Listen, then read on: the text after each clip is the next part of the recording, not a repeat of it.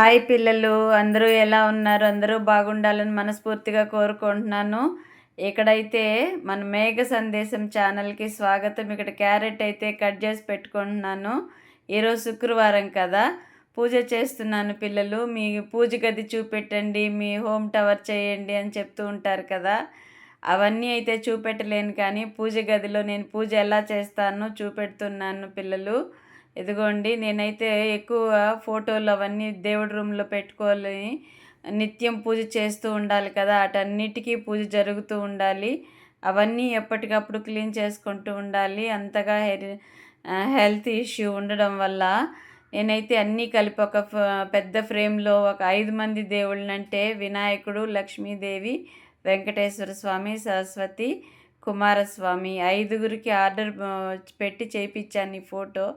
ఇందులో అయితే ప్రతి వారము కూడా నేను క్లీన్ చేసి మొత్తం తుడిచేసి గంధం బిళ్ళలు నానబెట్టి గంధంతో తిలకం పెట్టి దాని తర్వాత కుంకుమ పెడతాను.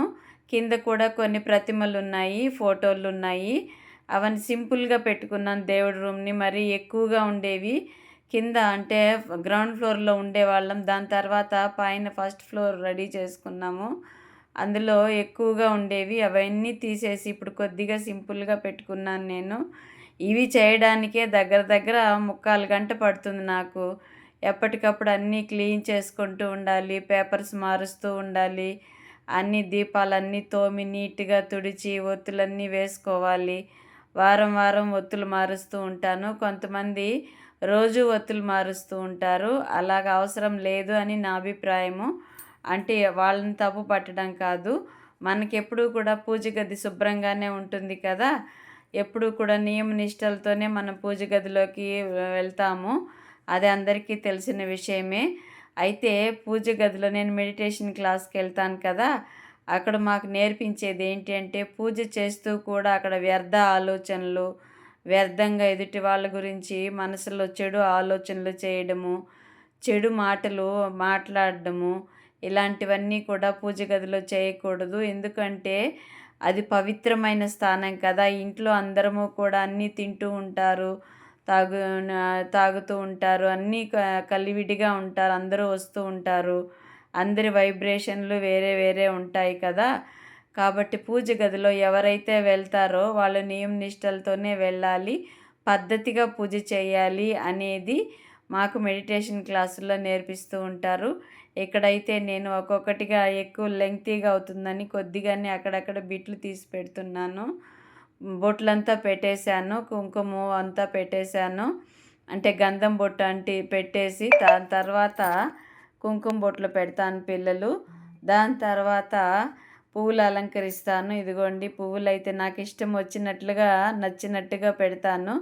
పువ్వుల అలంకరణ కూడా అందంగా అనిపిస్తుంది కదా పిల్లలు. అవునంటారా? కాదంటారా? నాకంటే పెద్దవాళ్ళైనా సరే నాకు కామెంట్ పెట్టండి. నాకంటే చిన్నవాళ్ళైనా నేను తప్పుగా ఏదైనా చేసుంటే సరిచేయడానికి ప్రయత్నం చేయండి. నేనేమనుకోను, స్వీకరిస్తాను. ఇక్కడ చూడండి పువ్వులు పెడుతున్నానా, ఒకవైపు పెడుతుంటే ఒకవైపు జారి పడుతున్నాయి.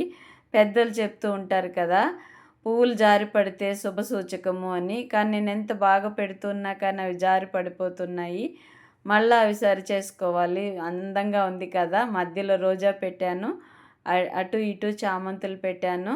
రియల్గా చూస్తే చాలా అందంగా అనిపించింది. దేవుని విగ్రహాలు ఫోటోలకి పూలు పెట్టి దీపారాధన చేస్తే శుక్రవారం రోజు చాలా మనశ్శాంతిగా ఉంటుంది కదా పిల్లలు. అవునంటారా? కాదంటారా? ఇక్కడైతే నేను పండ్లు తెచ్చి పెడుతున్నాను. మామిడి పండ్లు పెట్టాను. మెడిటేషన్ క్లాస్లో వెళ్తాను కదా, ముఖ్యమైన ప్రసాదం పెట్టే దగ్గర బట్ట కప్పి పెట్టాలి అని చెప్తూ ఉంటారు. ఎందుకంటే అందరి దృష్టి వాటిపైన పడకూడదని ఇక్కడ దీపారాధన చేస్తున్నాను. దీని తర్వాత నేను మెడిటేషన్ చేస్తాను కొద్దిసేపు. ఈ వ్లాగ్ నచ్చినట్లయితే లైక్, షేర్,